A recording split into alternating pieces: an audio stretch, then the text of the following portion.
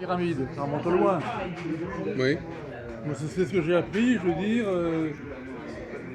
Il y a une petite obédience maçonnique en France. Je ne sais plus comment ils s'appellent. Ils ont quelques loges à Paris, quoi, comme ça. Misraïm, comme ça. Comment? Les loges Misraïm, un Ça truc doit comme être ça, ça. ça doit être ça. Avec Robert Amblin, quoi. Ça doit être ça. Oui. Misraïm, Misraïm, ça veut dire Égypte en hébreu. oui, mais bon, moi je veux dire, c'est des choses qui ne m'intéressent pas vraiment. Je veux dire. Non. Non. Non, il y a des choses les questions religieuses, identitaires, je veux dire. Alors qu'est-ce qui vous intéresse vraiment alors? Moi, c'est la physique. Alors vous savez qu'il y a des cafés scientifiques actuellement. Il y en a un, je crois, samedi, Oui, oui, mais je préfère- organisé par la secte Moon. Ah oui, mais non, mais c'est pas vraiment scientifique. Si, ils font venir des scientifiques. Ah oui, on est scientifique, mais moi je préfère les scientifiques à l'université, moi. Alors, quelles sont les questions pendantes pour vous actuellement en physique? Il y en a des multiples. Il y a C'est ça. la physique quantique, c'est quoi? Mais notamment en physique quantique, il y a plein de questions pendantes. Et vous arrivez à être assez pointu là sur ces sujets? Vous arrivez à suivre des exposés assez pointus? Oui, alors être pointu, ça veut dire que je retourne à l'école et puis étudier la chose dans des bouquins spécialisés, je veux dire. Ah oui, j'ai commencé un petit peu. Mais le discours des philosophes, je n'y crois pas. Là-dessus. Ce qui m'intéresse, c'est les explications des scientifiques, et non pas le discours des philosophes.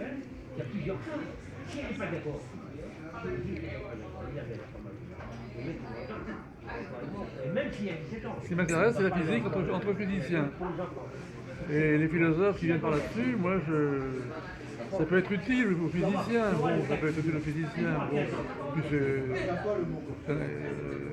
on n'empêche pas les gens sur la philosophie des sciences. Bon. Mais moi, ce qui m'intéresse, c'est le travail scientifique, la recherche scientifique, entre scientifiques. Même si après, il faut le vulgariser et le partager, bon, évidemment. Avec d'autres scientifiques et puis avec des gens. Alors, quelles sont les erreurs qui ont été corrigées, les erreurs d'appréciation, des perspectives qui ont été corrigées depuis une trentaine d'années? Sur quel point vous avez été amené à revoir votre conception des choses, ou ce que vous croyiez savoir? Pour revenir à ce qu'on appelait la culture générale, oui. Comment vous avez amélioré votre culture générale dans le domaine scientifique?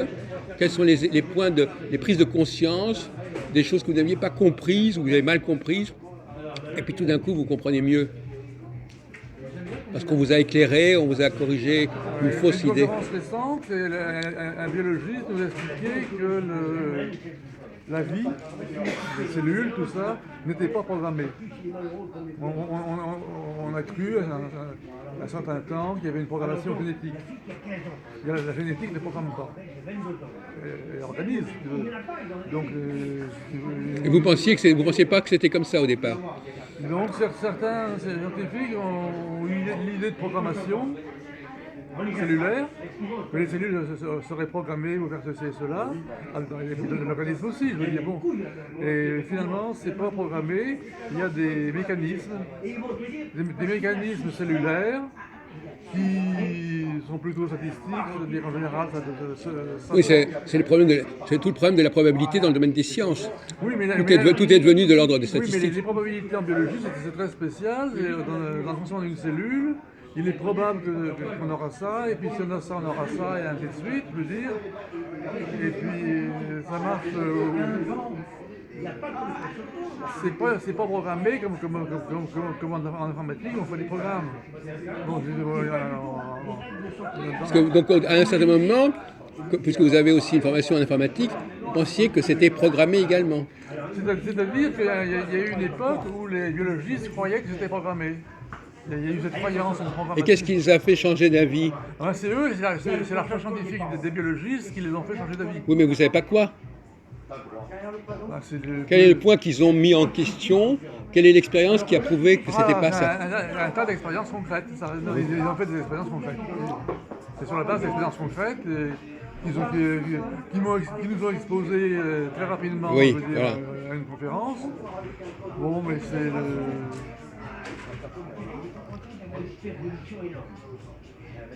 Mais en même temps, je m'amuse aussi à faire de la philo, mais ça c'est un amusement.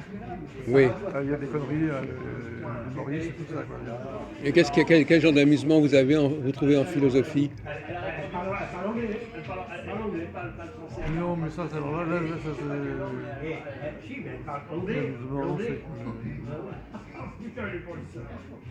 c'est un amusement. Par exemple, par rapport aux francs-maçons, là, Oui. une plaisanterie, mais plaisanterie rigolote, c'est que le capital est le grand architecte de l'univers. C'est une critique. C'est une critique du capital et une critique des francs-maçons. C'est ça. Je dis ça pour rigoler, je veux dire, je me moque du capital et je me moque des francs-maçons. Voilà. Mais est-ce que le fait que vous soyez attiré par la physique, est-ce que finalement, ça ne vous permet pas de comprendre le monde, en fait? Le monde de notre société, nos sociétés. Oui, mais ça sert à rien de comprendre le monde. Est-ce que vous pensez que les sociétés dépendent fortement des questions physiques? Par exemple, comme diraient les astrologues, par exemple, qui vont dire ben oui, le mouvement des planètes, ça permet de comprendre mieux le mouvement de l'histoire. Non, je comprends ce qui m'intéresse. Non, c'est un niveau de complexité, je veux dire. Déjà, il y a des niveaux de complexité à l'intérieur de la physique. Bon. Il y a un niveau de complexité qui est vraiment plutôt simple à la base, c'est les quarks Oui. qui constituent les protons et les neutrons. Bon. Ensuite, il y a les assemblages de quarks qui donnent soit des protons, soit des neutrons, et puis aussi des atomes composés de plus ou moins de protons et de neutrons. Bon, ça c'est un niveau de complexité. Mais après, une fois que les atomes sont constitués avec plus ou moins de nucléons, c'est-à-dire des protons et de neutrons, c'est un deuxième niveau de complexité. Toujours dans la physique. Il y a un troisième niveau de complexité, c'est de rajouter les électrons. Alors là, on passe à la chimie. Mais alors, dans la chimie, il y a un niveau de richesse. Quand même beaucoup plus riche, la chimie, au niveau, en termes de complexité, de diversité de complexité, c'est quand même beaucoup plus riche que la physique, que les niveaux en dessous. Donc il y a différents niveaux, mais les niveaux supérieurs ont besoin des niveaux inférieurs. Mais et vice-versa, la réciproque, c'est pas vrai. Les niveaux inférieurs n'ont pas besoin, pour être compris, des niveaux supérieurs. Eh oui. Eh oui. Eh oui, c'est ça. Donc les niveaux inférieurs sont très simples, même s'ils ne sont pas déchiffrés. On voit que c'est vraiment simple. Par rapport aux niveaux supérieurs, qui eux sont déjà beaucoup plus compliqués. Et ainsi de suite.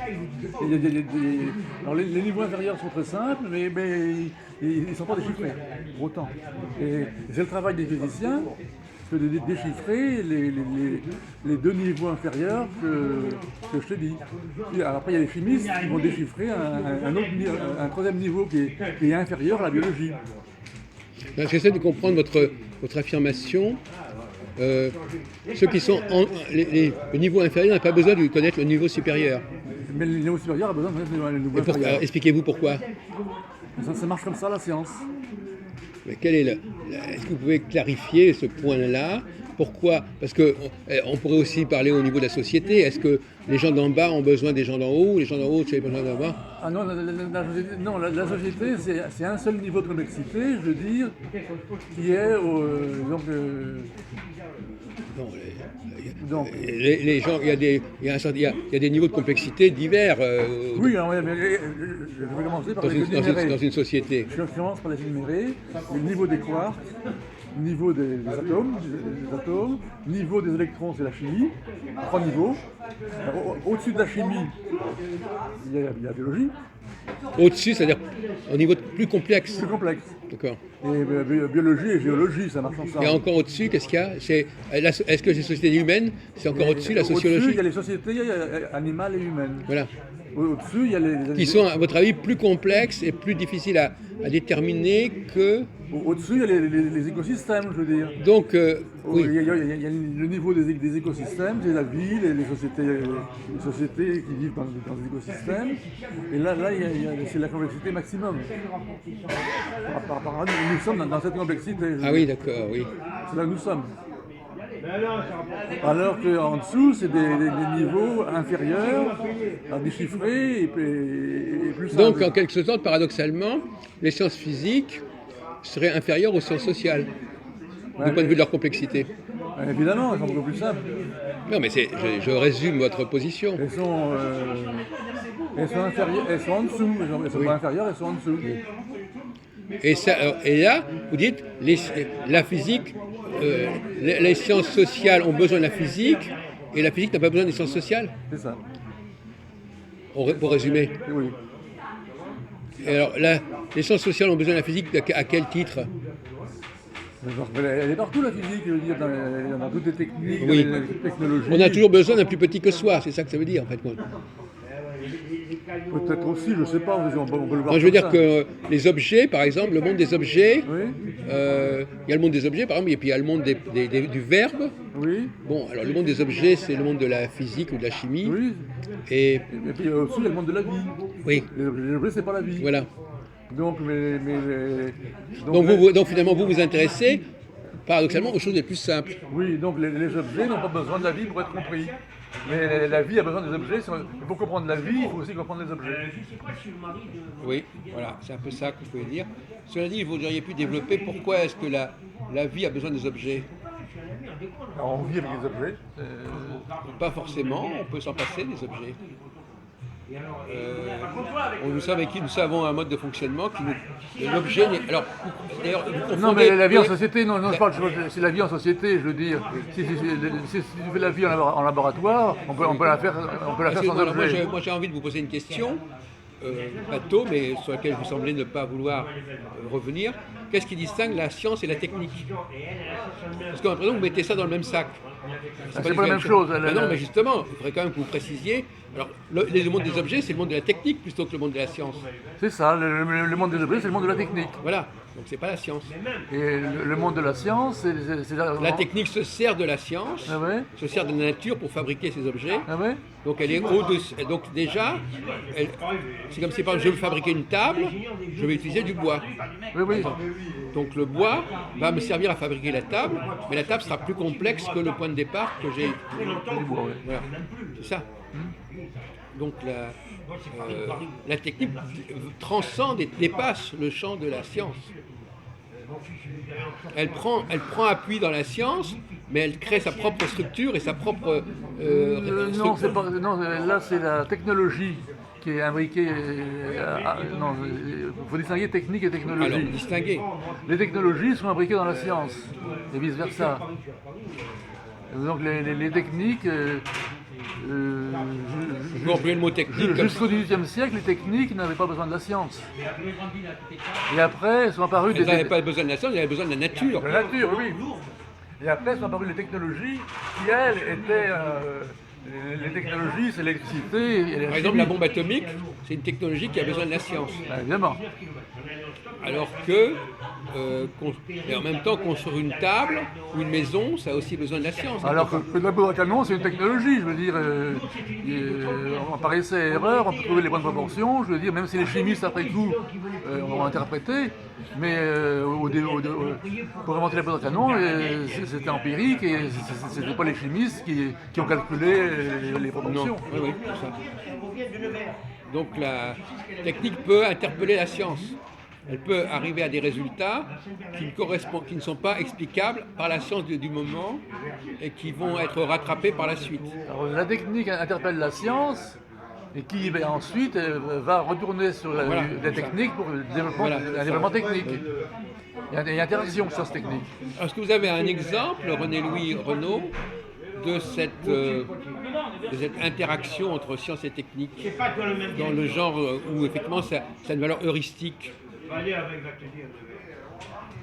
À quoi vous pensez quand vous dites que la technique va interpeller la science ou la science va rendre compte de la technique? C'est permanent, ça. Oui, d'accord, mais il va y avoir des exemples plus marquants. Un exemple pédagogique, alors. Voilà, pédagogique. Oui.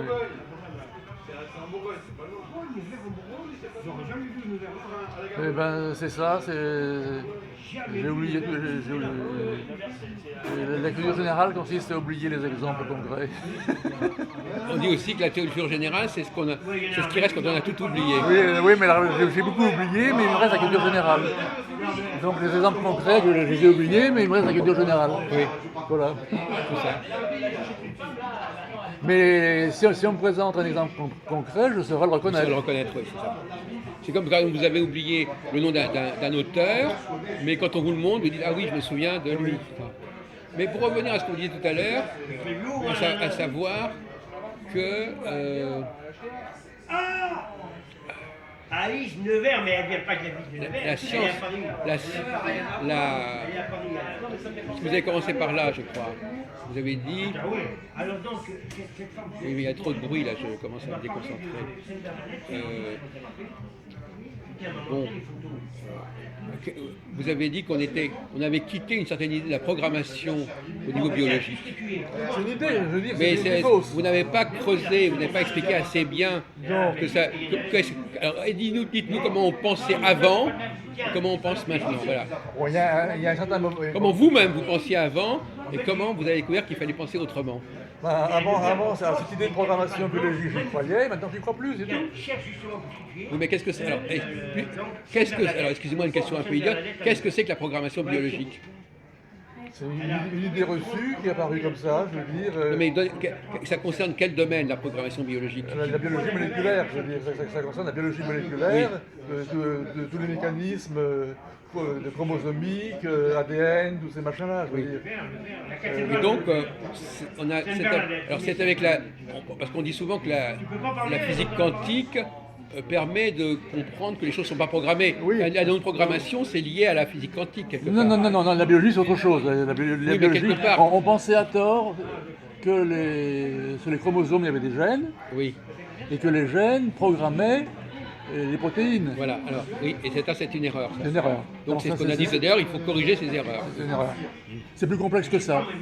C'est plus complexe que ça, c'est une vision simpliste de la programmation comment dire, de la chaîne d'acides aminés. Un chromosome, c'est une chaîne une molécule géante, quoi, je veux dire, divisée en gènes, et que ce machin-là programme, c'est une erreur. C'est plus complexe que ça. Autrement dit, la biologie n'avait pas pris la mesure de sa propre complexité. C'est ça. Donc c'était une simplification. Cette programmation était une Donc elle simplification. s'était alignée elle avait pris modèle en quelque sorte sur des disciplines inférieures. C'est ça. Et puis, elle a pris- Elle avait dialogué, elle avait voulu se mettre au même niveau que les disciplines Donc inférieures. elle avait dialogué avec l'informatique et les mathématiques qui sont une discipline inférieure. Sainte Bernadette. Il ne faut pas prendre exemple sur les disciplines inférieures. Comment? Il ne faut pas prendre exemple les modèles sur les disciplines inférieures. C'est ça. Il ne faut pas avoir peur de la complexité. Mais à un moment donné, le problème c'est qu'on va vous dire, mais si c'est tellement complexe, ça n'est plus scientifique. Ah bah, évidemment. Donc là, il y a une sorte de saturation de la science quelque part. Oui, quand c'est complexe, c'est plus scientifique. Voilà. Donc, Mais ça n'est plus le même type de science en tout cas. on peut dire que les sciences humaines, c'est pas scientifique. C'est tellement complexe ce qu'on fait, en psychologie notamment ou en sociologie, que c'est plus scientifique, puisque on est dans la complexité. Donc ça c'est quelque chose que vous n'avez pas dit tout à l'heure, oui. savoir que donc, à un moment donné, le seuil de complexité fait qu'on n'est plus dans le domaine de la science. Tout à fait. Parce que c'est devenu imprévisible. C'est ça. Mais en même temps, il y a une partie de la physique Oui. qui devient également extrêmement complexe. Et donc elle cesse d'être science. Ah, non, oui, mais on se rend compte que la physique est très complexe. C'est la difficulté. Donc elle va cesser de... Elle devient de moins en moins scientifique. Fais attention de ne pas y laisser les clés. Donc c'est tellement complexe la mécanique quantique que les non-scientifiques peuvent y projeter des idées folles. Eh bien oui. Voilà. D'âme, de Dieu et tout ça. Récupéré par Oui, donc c'est tellement complexe que les spiritualistes. les spiritualistes peuvent récupérer ça pour y placer Voilà. leurs idées. Des gens comme Charon, par exemple, un peu. Sans doute, oui. Donc c'est tellement complexe au niveau physique que les gens qui connaissent rien à la physique, ils n'ont pas compris, ils n'ont pas dans la démarche de recherche physique, qui n'ont pas compris, ils projettent des trucs Alors, par exemple, de l'ordre il paraît qu'Einstein avait des problèmes avec la physique quantique, enfin, qu'il avait des réticences. Oui, justement. toujours, oui. Est-ce qu'il avait raison quelque part qu'il voyait que c'était un peu une sorte de situation comme ça, une sorte de... On ne s'en sortait plus, quoi. C'est vrai qu'on s'en sort pas. C'est toujours vrai. C'est toujours vrai qu'on s'en sort pas. Donc, d'un certain point de vue, il avait raison, mais en même temps, il avait tort parce qu'elle a beaucoup progressé. On a beaucoup progressé avec la mécanique quantique. Même si on ne s'en sort pas, on a inventé un tas de choses. Le laser, par exemple, c'est Le laser, vous comprenez un peu comment ça fait, comment on construit un laser, quel est le principe du laser? Là, j'ai des scientifiques, j'ai lu un ouvrage scientifique qui est de base, qui explique comment fonctionne le laser. Donc le laser n'aurait pas pu être conçu et fabriqué sans les avancées de la physique quantique. Donc il a été inventé par un physicien qui étudiait la mécanique quantique. Et c'est basé sur la mécanique quantique. Oui. Et vous savez à peu près comment il a travaillé, ce type-là? Parce que j'ai du mal à comprendre, enfin je suis complètement ignorant moi, j'ai du mal à comprendre comment une théorie comme la physique quantique peut générer un outil justement. Parce qu'on parlait tout à l'heure des rapports entre science et technique, alors là... C'est comme ça qu'on passe de la science à la technique. Oui. C'est une technique le laser. Une technologie si on veut, mais même une technique. Une technique qui prend appui, qui prend des éléments de la connaissance scientifique. De la mécanique quantique, et c'est quelque chose qu'on n'aurait pas imaginé avant Einstein et les autres, je veux dire. Oui. Et alors, qu'est-ce qui fait la qualité d'un prix Nobel, par exemple, de physique, par exemple? Qu'est-ce qui fait qu'on devient qu'est-ce qui fait que quelqu'un se distingue et fait école et... Non, moi j'y crois pas. Prix Nobel, pourquoi les uns l'ont et d'autres ne l'ont pas? Oui. Et il y a tous ceux qui ne l'ont pas eu, je veux dire. À côté de ceux qui l'ont, il y a tous ceux qui ne l'ont pas eu. Comme vous l'avez pas eu, par exemple, vous. Comment? Vous n'avez pas eu le prix Nobel. Non. Vous l'auriez mérité? Non. Mais il y a le cas de Wegener, quand même, qui a découvert la tectonique des plaques. Oui. En quelle année? Bien avant les autres. C'était à l'époque il y avait déjà des prix Nobel à l'époque? Oui. Oui. Mais il l'a pas eu. Il l'a pas eu. Parce qu'il était en dehors, des idées dominantes. Voilà, du milieu. Oui. Donc il était. Mais alors ses idées ont continué parce qu'il était minoritaire dans son milieu.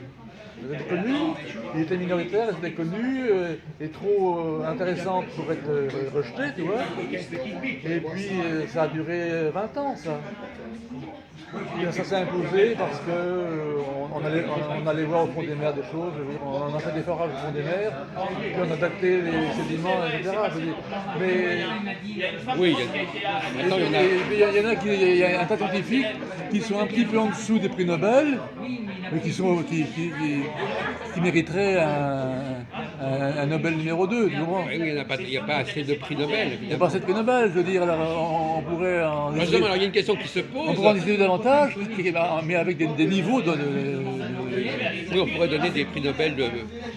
Alors, qu'est-ce que vous pensez? Vous savez que c'est un sujet qui m'intéresse beaucoup. Pourquoi y a-t-il si peu de femmes qui sont brillantes au plus haut niveau dans le domaine de la science? Est-ce que c'est un problème purement sociologique ou est-ce que ça correspond à une incapacité congénitale? Il y en a une dizaine dans le film, ils sont tous ratés. Parce que c'est quand même assez évident. L'autre jour, j'écoutais une conférence sur la physique quantique. Le type citait des tas de noms, il n'y avait pas une seule femme.